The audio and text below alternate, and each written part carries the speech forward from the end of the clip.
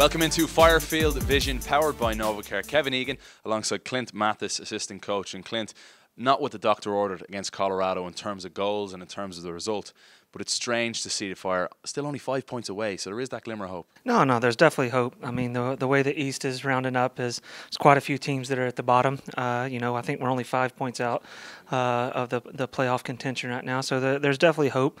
It's a matter of if we can continue to play, I think, like we did against Colorado, minus the first minute. And I think for 89 or, say, 88 minutes, we were the better team. And, we just had a mental lapse on that play as far as getting the line up. I think that, we could have done a better job when Doyle got the ball. He was able to do a half turn. And JJ gets, caught ball watching a bit with Torres. And then I think Polster on the backside was trying to hold his line as well as he could.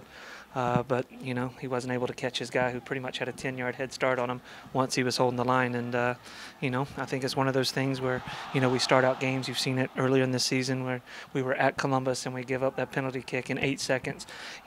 Just not coming, when the first whistle blows and be on our toes like we should be. And, we paid for it dearly even though we were the much better team on the night. So now New York Red Bulls, maybe you could argue the most informed team in the league, coming off what they'll have an 11-day break, really, and the Fire only coming off a few days break. They're an impressive side, aren't they? What have you seen from them? No, I mean, they're brilliant attacking. I mean, you look at their front guys. You got Bradley Wright Phillips. You got Dax McCarty that's holding down, with Sasha Kleshton coming in there. I mean, they do really well attacking. But at the same time, Dallas, when they came in here, was, going for their 6th win in a row.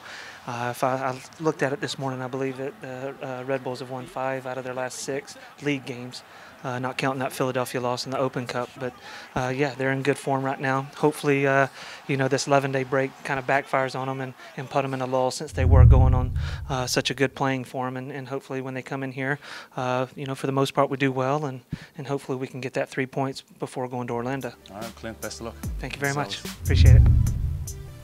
The Fire hit the post 3 times against Colorado, had plenty of the football, but as Clint Mathis said, mental error. Harry Shipp called it unacceptable, and I think those two are absolutely right. To concede a goal inside the first 52 seconds, not good enough, especially in the manner in which it happened. We're going to take a quick look back now at that goal, and the mistakes along the way. First and foremost, I think Kennedy Bonanike, the ball needs to stick here. He needs to do a better job as the number 9 for the team to hold the ball up. Instead, Nick LaBrocca, who had a fantastic game, comes in. Now pause it right here. Here you'll see Matt Polster wearing number 2, and you'll see the eventual goal scorer circled. That's Dylan Cerna. Polster needs to know exactly where Dylan Cerna is. He's keeping an eye on the line. He wants to make sure he's in good defensive shape, but he needs to know exactly where Cerna is. Watch now as Kevin Doyle picks up the ball. He has time to turn. Laurentowicz doesn't get tight enough, misses out, and Doyle picks out the sand wedge, a little chip over the top, and a defence shouldn't be broken down that easily. Look at the space. Gabby Torres beats Jovan Jones. And Cerna has all the time in the world to tuck it home in front of a shocked Section 8. Great crowd at Toyota Park. I expect there'll be a decent crowd again on Wednesday night, and hopefully the Fire can produce a win against a New York side that's very effective going forward. They've had an 11-day break from their last match, which was a 3-0 win at home over Toronto FC, and they score goals in different ways. They do so in numbers. So let's take a quick look at some of the ways that they can score. Let's take a look at the 18 view. And if we pause it right here, you'll see the options for New York Red Bulls going forward. They're in the attack. You see Anthony Wallace coming through as a left full-back coming into a central position.